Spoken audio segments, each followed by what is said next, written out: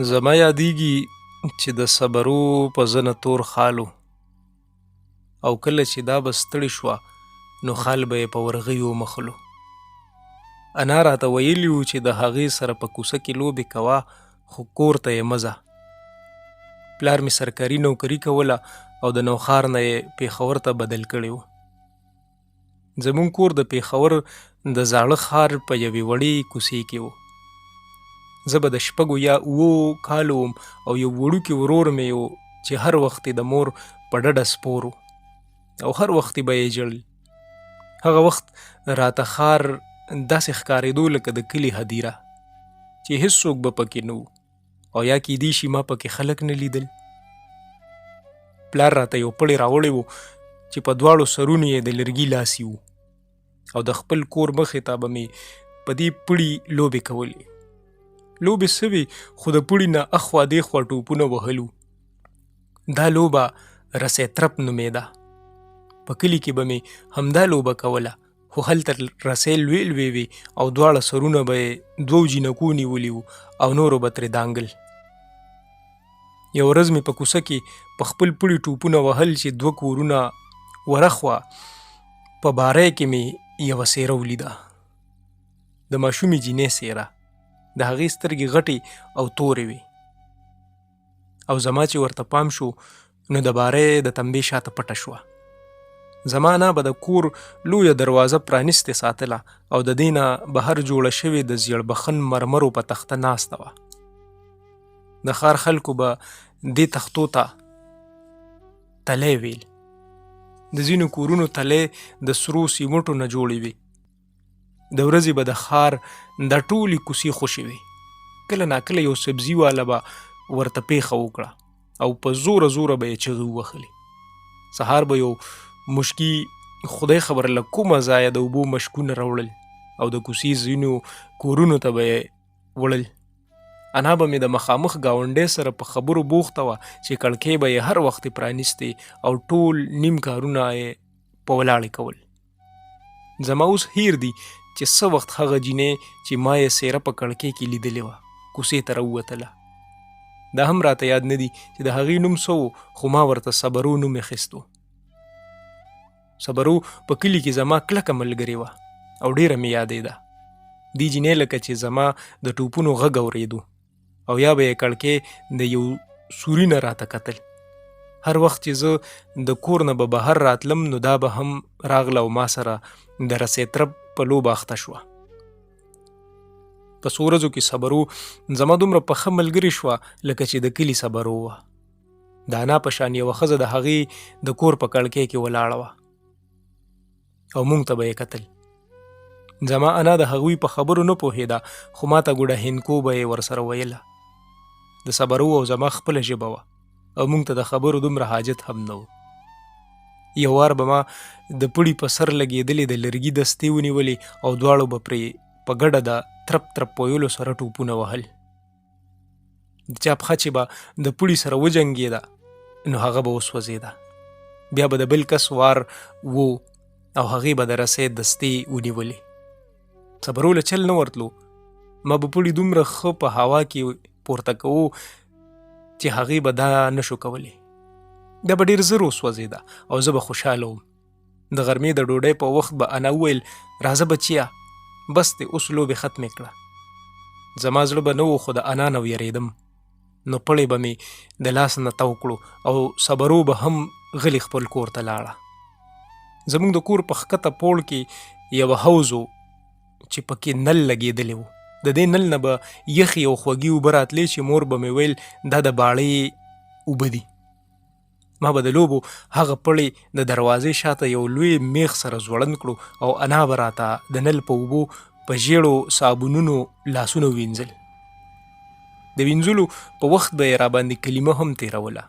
راته به یې ویل چې څوک د هندوانو سره لاس وجنګوي نو هغه پلید شي او بیا یې پاکول پکار وي. راته یې ویلي چې څوک کلمه تېروي نو هغه پاک وي.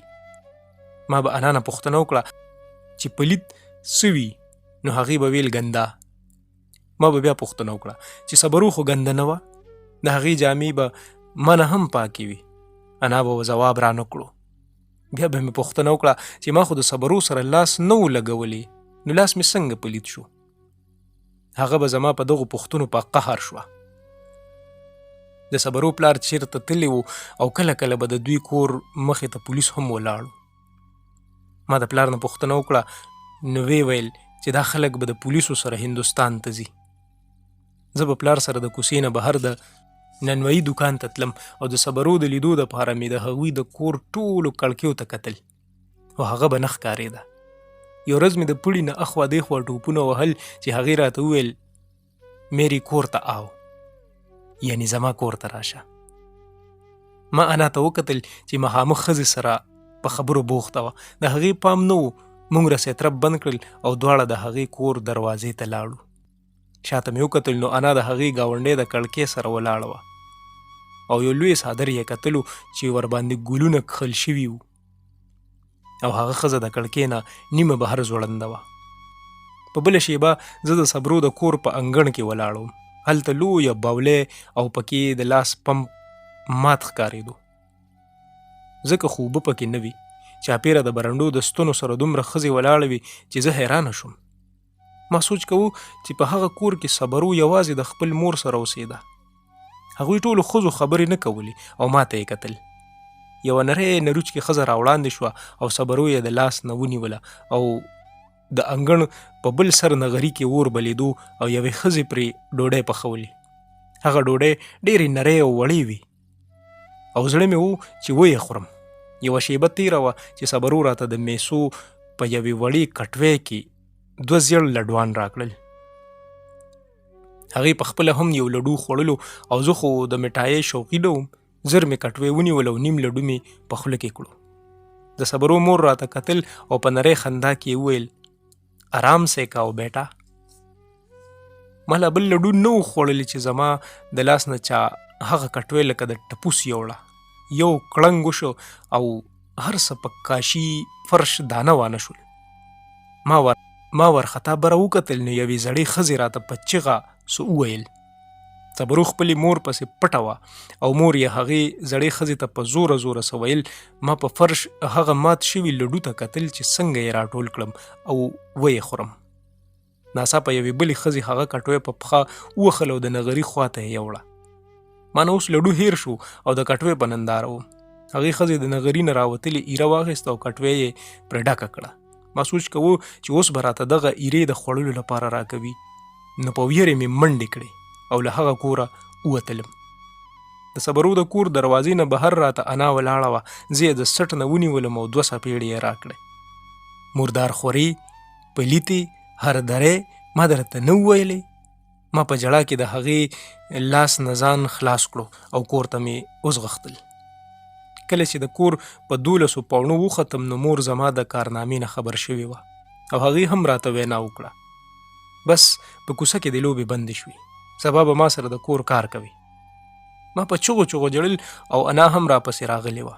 هغې زه راګیره کړم خو نه مې پرېښوده چې جامې یې رانه وباسي. مور هم ورسره لاس کوو او ما لتې ټکولې. اخر زه یې هغې باولۍ کې کېنولم چې د پمپ اوبه پکې جمع کېدې. په سختې ګرمۍ کې به مې کله کله د هغې وړې باولۍ سوري بند کړو او ښه ډېر پمپ به مې ووهه چې هغه ډکه شي. بیا به په اوبو کې مې لامبو وهل. خو په هغه ورځ انا چې راباندې د اوبو ډک منګي واړوو نو له ویرې ویرېدم. هغې د وچې تورۍ په ماشوړه صابون وسولوو، زګ یې جوړ کړو او هغه ماشوړه یې راباندې دومره کلکه ووهله چې هډوکي مې خوږېدل او ټول سرمن مې تک سور شو.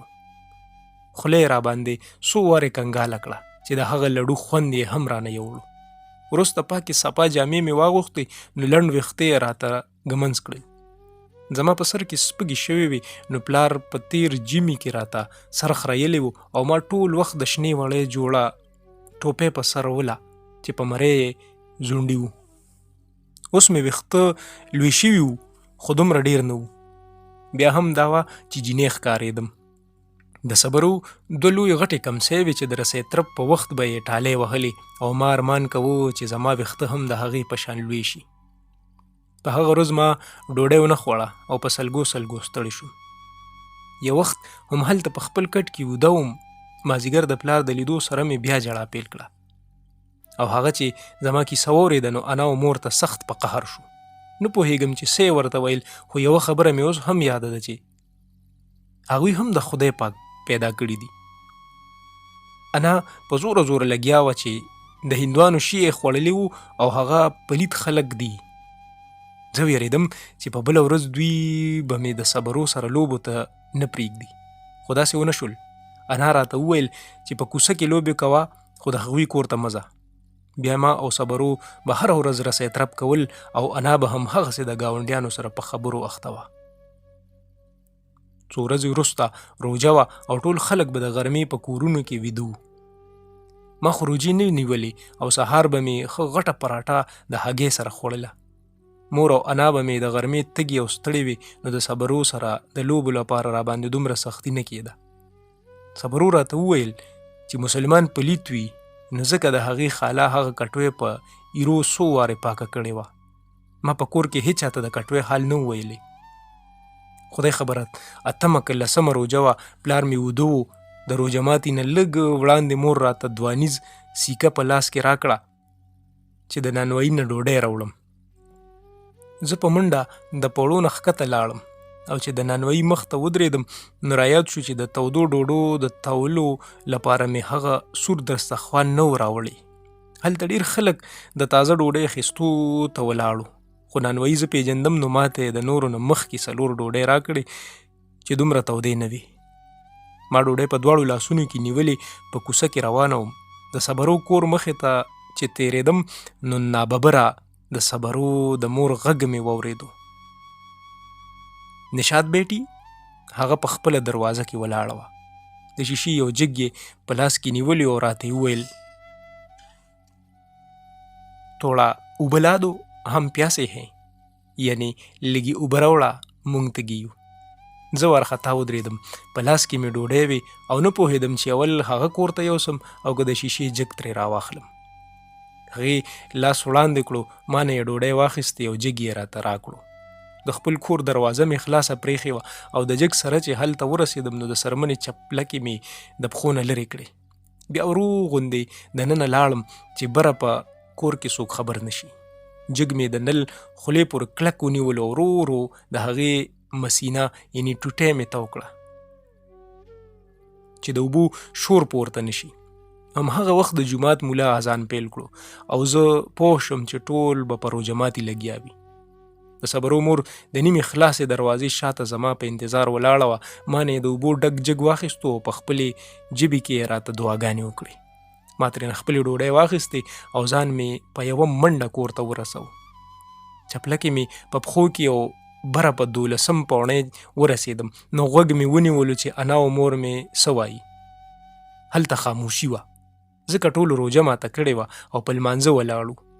ما ډوډۍ په سور دسترخوان کې تو او په شکور کې کېښودې. زما لپاره د لیمو د شربت ګیلاس هغسې ډک ایښی و چې په یو ساه مې وڅښلو. په هغه ماښام ما د غوښې په ښوروا کې ډېره لوګان وخوړل او څوک پوهه نه شول چې د تنور ډوډۍ مې ولې نه خوړه. خو د ویرې نه مې انا او مور ته نه شو ویلی چې هغه ټولې ډوډۍ ډېر وخت د صبرو د مور په لاس کې وي او پلیتې شوې وي. نه مې یادېږي چې صبرو دوی کله هندوستان ته لاړل او ما د هغوی په تلو څه وکړل. خو زه یې ښوونځي کې داخله کړې وم. ډېر کلونه تېر شول او د انا په مړینې کې هر چا ویل خدای دې ورله جنتونه ورکړي، داسې پاک خلک اوس چېرته دي. زه تر اوسه ویرېږم چې هسې نه انا په دوزخ کې وي.